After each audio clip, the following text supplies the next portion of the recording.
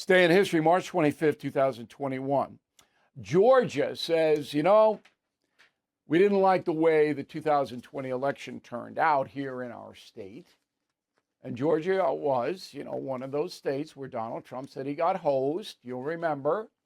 So Georgia changed the election law 4 years ago today. And Joe Biden, the president of the United States, went wild. Go. It is reassuring to see that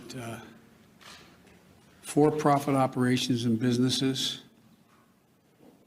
are speaking up about how these new Jim Crow laws are just antithetical to who we are.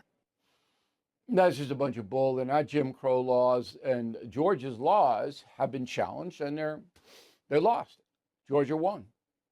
What is Biden objecting to? Here it is. Voter ID for absentee ballots. Old Joe said, no, we don't need that. Of course you need it. Of course you do. On an absentee ballot, of course you need an ID. Or people that are not American citizens would vote. Oh my God. Limitations on ballot drop boxes. Well, that's debatable, but how many are you going to have? Everyone in the state got one? Prohibiting the distribution of food and drinks in line. I think that's small ball. I don't care about the food and drinks when you're lined up to vote.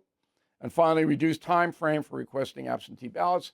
Absolutely necessary to avoid chaos and vote counts that expend a month after Election Day.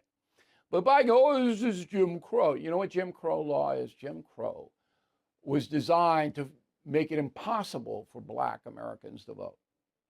Does that make it impossible? To show an ID and to have fewer drop boxes, Joe? Boy, oh boy. Anyway, Georgia rehabbed its voting system 4 years ago today. We got mail and we got final thought. And a YouTube presentation that has about 500,000 views in one day. Wow. We'll tell you about that when we come back.